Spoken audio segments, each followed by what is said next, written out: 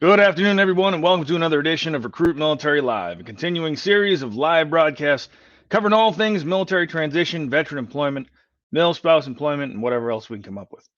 My name is Lucas Connolly, and I'll be your host today. Today's topic is USMC transition tips and tricks. We're joined today by a very special guest representing the Marine for Life program down in Raleigh-Durham, North Carolina. Major Chris Brennan. How you doing, Chris? Good, Lucas. Thanks for having me. Hey, glad you could be on. Major Brennan is a Marine for Life representative for Raleigh-Durham, North Carolina, a Marine Corps reservist, and in his civilian life, he works at SAS as a data scientist. He's connected with veterans in the Research Triangle area, and he's doing great things for those transition Marines and their families. Glad to have you on the show, Chris. Yeah, thanks for inviting me, Lucas. So now that you know who Chris is and you know who we are, we'd like to hear who you are. All right, hit that chat window and let us hear where you're watching us from, who you are, who you're with, and what your status is. Are you active duty? Are you in transition? Are you a veteran? Are you a mil spouse or a caregiver or somewhere in between? Thank you very much for that. And throughout the broadcast, if you've got questions, please feel free to jump into the chat window, comment, question, and time allowing, we'll get to your questions. All right, this is going to be fun. All right, then, let's get this underway. Chris, I'd like to start by giving you the floor, and I would love to hear about what you're doing for Marines as they transition out as a part of the Marine for Life program. Sure. Thanks, Lucas. So the Marine for Life program is a headquarters Marine Corps sponsored program, and we have representatives in the major cities all across the country. Our job as Marine for Life reps is to connect service members, spouses, and other veterans across the services with employment and education opportunities. So I don't have, I'm not a job placement firm. My whole role with the Marine for Life program is to meet with veterans and their spouses, learn about what their interests are, help them get connected with the network in the area that I support, and then also do a lot of networking with businesses and business leaders to learn about what their needs are and how they can bring in veterans and spouses of veterans to their companies. Hey, fantastic. And looking at the chat window, it looks like one of your colleagues from New York City, Marine for Life, Eric, glad to have you on. Feel free to jump in with any responses to any of the questions that we have. All right, so right on to it. Chris, what would you say, and I know that there are many, what would you say is the biggest challenge facing today's Marines as they transition out of the service? Yeah, that's a great question. Obviously, I'm a little biased because I did the transition from active duty to civilian life already. And so I can talk to what my challenges were and some of the things that I've seen with other individuals I've worked with. And the main one being it's really hard to figure out what you want to do because there's so much out Yeah. there available in the civilian job market. Um, Coming from my background, I grew up in the military. My dad was in the military. I never envisioned getting out of the military, and so I never put any forethought into what I was going to do after my military career. Mhm. And so when I got out right after deployment, probably 2 months after deployment, and it was kind of like, well, man, what now? I don't even know what I want to be when I grow up. So for service members getting out, everyone gets out. It's really hard to find what you want to do, and so finding people at companies that you're interested in or other veterans who have a job title that you think sounds interesting. It's incredibly important to go out and do some informational interviews and really Yes. find out, hey, this company sounds interesting. What am I going to like it there? Do I like the corporate culture?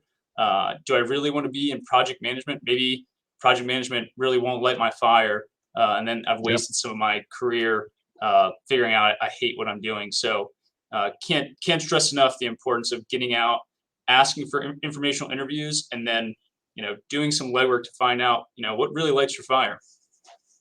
Yeah, absolutely. And you hit the nail right on the head. Was it Ronald Reagan that said most people get out of bed every morning wondering if they've made an impact in the world, and Marines don't have that problem?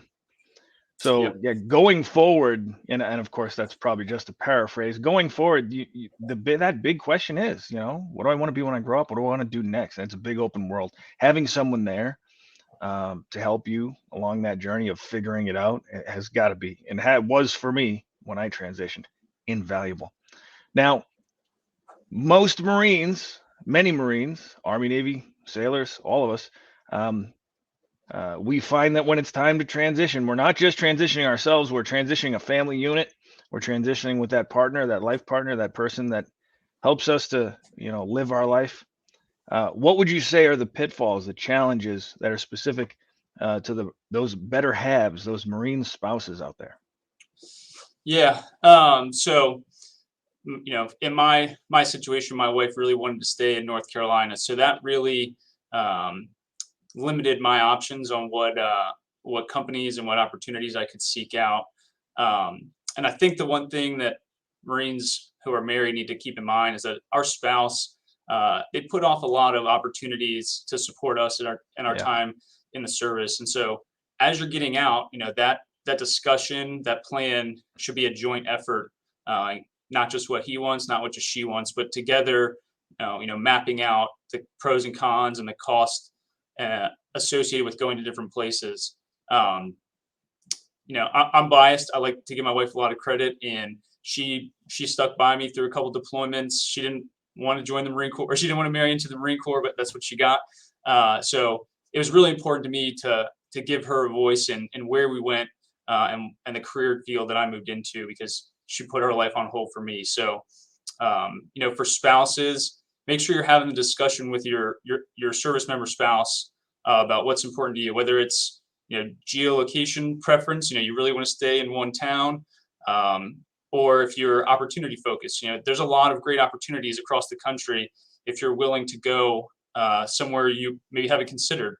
Yep. And those opportunities could be growth opportunities. Maybe you stay somewhere for 2 or 3 years and get some experience, and then the company is impressed with your performance and offers you a promotion Hmm. in a different area. So those discussions with your spouse are incredibly important. They're the one that supported you in the military. They're the one that's going to support you in the civilian career. So make sure you're including them in your transition plans. No, absolutely. And for the first time, really, I, I'm not saying they don't completely have a say, but for the first time, they have a significant ability to impact the decision making. It's gone are the days of coming home from work, dropping your gear on the floor and saying, "Hey, guess what? We're going to San Diego." Or, "Hey, guess what? We're going to Camp Lejeune." Start packing. Now it's, "Hey, let's talk. Where do we want to be? What do we want to do? Where do we see ourselves 5 years from now?" And that's got to be refreshing for the spouses. Oh yeah, absolutely.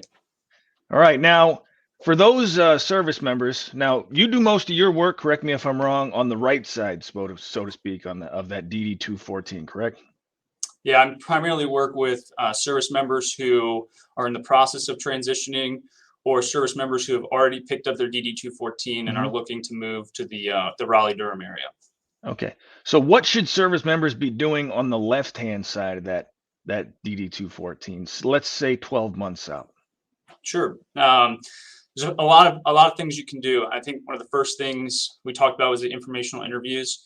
It's going to take some time for you to figure out, which direction you want to go with your civilian career. So as much time as you can devote to getting on LinkedIn, looking for people who have interesting job titles or interesting companies, doing some research on what that type of job entails, and then going out and finding those people and asking them for interviews. Say, hey, I'm getting out of the military. I see you work at this company. I'm really interested. Can I have 30 minutes of your time to hear about your experience?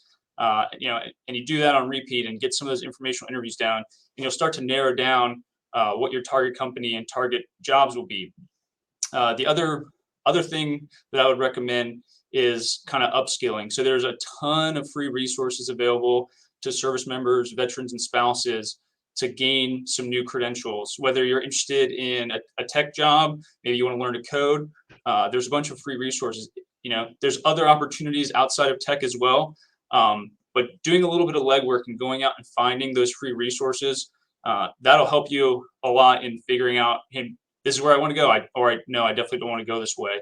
The last thing that I would highly, highly recommend, if you don't know about it, is spending some time researching SkillBridge opportunities. I'm not Yes. going to go into the specifics of SkillBridge, but it's an amazing resource for service members to get an opportunity to get some real world experience while still having the safety cushion of drawing military paychecks. So I'm happy to talk to anyone offline about what that entails, connect you with some resources. but it is incredibly worth it to spend your time researching SkillBridge and trying to find those opportunities. Absolutely, and I don't have the numbers in front of me, but from what I understand, a large percentage of those SkillBridge opportunities result in a job offer. Yeah, a lot of them do. And it's an opportunity for you to go work at a civilian organization, get that experience, but it's also, you can look at it as an extended job interview. You get a certain amount of time to show a company your value and the value you can bring to their organization. And so some of us might not do that well in the interview process. In a SkillBridge opportunity, you get the hands-on experience, you get the interpersonal communication ability to work with the people at the company, who then get to go to hiring managers and say, hey, I worked with this service member. He or she is outstanding. We need to find a way to bring them into the organization. It just incredible opportunity that really wasn't available when I got out, but now is really gaining some steam. And I think to the maximum extent possible, we should be telling service members, go seek out these opportunities, talk to your command, do whatever you can to get this approved, because it will just benefit you immensely in the long run. Oh, absolutely. I can speak for it. I did a 6-month SkillBridge internship with a Fortune 500 company as I was transitioning out, and that resulted in a job offer with a very acceptable salary. So I was very happy with that. Now, talking about employment, I would say the most common questions that I get and have gotten in the past during my work with transitioning soldiers is, how do I find a job? What's the best route? Because there's 7 or 8 different websites out there, and there's all these job boards and resume writers and transition specialists, and you can't swing a dead cat without finding a VSO or a nonprofit. Hundreds, thousands of these organizations, a great deep blue sea of stuff. Quantify for me. I'm a young Marine. I came right in out of high school at 18. Now I'm 22. I need to find a job. Major Brennan, what's your best advice? Yeah, so obviously a loaded question. I think it depends on where you want to be. So I work in the Research Triangle area, so a lot of tech jobs in this area. And some of the resources that I'd recommend to service members that I talk to and spouses is one, we have to know what you want to do. If you want to be a business analyst, do you want to be a systems administrator? Do you want to be in sales? Let's find what kind of avenue you want to go down. And then based on that, let's look at I'll recommend some companies and we'll look at some job descriptions and job openings. We'll try and connect people with those people that I know at those companies to ask questions. But then alternatively, there's a ton of staffing agencies that have a lot of really good inroads with those companies. And so, sometimes it can be very difficult to become a permanent employee at a target company that you're working at. It might be a little bit easier to work with a placement agency and get a contracting type role. When I say contracting, I don't mean government contractor. I mean the staffing agency works with the company to place you and work at that company. And so there's another opportunity to receive a paycheck and then get some hands-on experience, get some exposure at that company, and then maybe they convert you to a full-time employee later on. So there's numerous staffing agencies across the country that do that, and in all the major cities. There's some staffing agencies that are specifically looking at service members. I'm not going to plug any names here, but I'm happy to talk offline about those if somebody wants to talk. And then LinkedIn. LinkedIn is a fantastic way to go and find job openings. The great thing about LinkedIn is you'd see a job opening, you can see who works there. Maybe you already connected with someone who works there. Or you can find other veterans that work at that company. But like I said before, it takes legwork. No one's going to go out and just give you a job because you're a veteran. You have to go out and do the legwork. And what I have found in my own personal experience is that service members and veterans who are active in trying to execute a successful transition, who are willing to go out and ask for informational interviews and ask for assistance, the veteran community will bend over backwards to help you achieve those goals. But you have to be willing to do the legwork. You got to get out, put yourself out there, be vulnerable, ask for help, and be open to feedback. No, absolutely. In the absence, or as my old commander used to say, in the absence of further instructions, attack. All right. So, and you said some great things in there, and there was just a whole bunch of great advice lumped into one little dialogue. Networking, absolutely crucial. You mentioned addressing or investigating and researching specific companies, making a list of companies that you'd like to work for, making a list of jobs that you might like to do, and then exploring those and doing those informational interviews, exploring the DoD skill bridge. And, you know, sometimes those skill bridge opportunities can not just inform what you want, but they can inform what you don't want. You can come out of a skill bridge and say, oh my God, I thought I wanted to do that, but you know what? God bless the folks that do it. It's not for me. Yeah, absolutely. You know, my first job post active duty was very challenging, and mostly because I did a bad job out vetting the company and vetting the position, and I put myself in a place where I had to take the job Yeah. to put food on the table and a roof over our heads. So you as a service member or the spouse are in full control over where you land. If you want to work at a Fortune 500 company, or you want to work at a tech startup, or you want to go be a truck driver or a mechanic, those opportunities are open to you, and people want to give you those opportunities. But you have to go out and put yourself out there, be willing to ask for assistance. You're going to hear no more times than they're going to hear yes, but that's okay, because all those no's are going to get you to the point where you're supposed to be. I could tell you firsthand, it was me. I probably fell into the applicant tracking system black hole for about 1,000 interviews or 1,000 job applications before I had success. But you'll get it done. You just got to keep at it. No, absolutely. And that's a whole nother show that we're going to be doing here within a couple of months when we start talking about the applicant tracking systems and what I like to call a little beat of how to beat the box. And we're going to talk with that. We're going to have a very special guest on in about, I believe it's 60 days. And he's going to give us some tips and tricks on how to beat that system. But as we said, a lot of agencies, organizations out there, but initiate action in the absence of guidance, attack, as they like to say.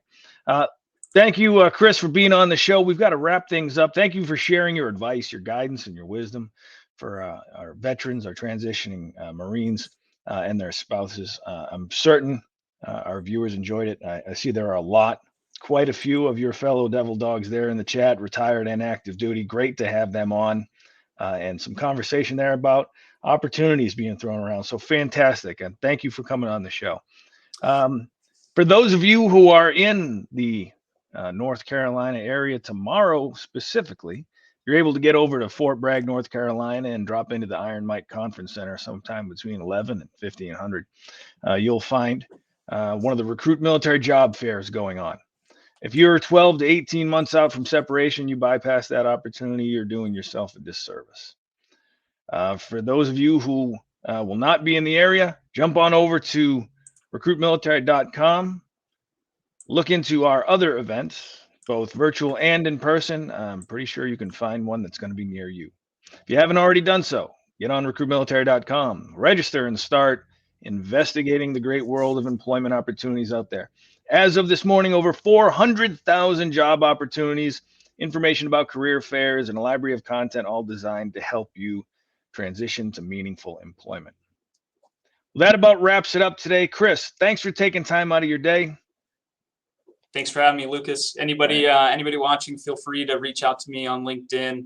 I'm happy to talk, give you stories about how I messed up my transition so you don't have to make those same mistakes. Absolutely. Absolutely. Well, those of you who have taken time out of your day to spend with us, thank you very much for tuning in. This has been Lucas Connolly for Recruit Military Live. And until next time, good luck and Godspeed.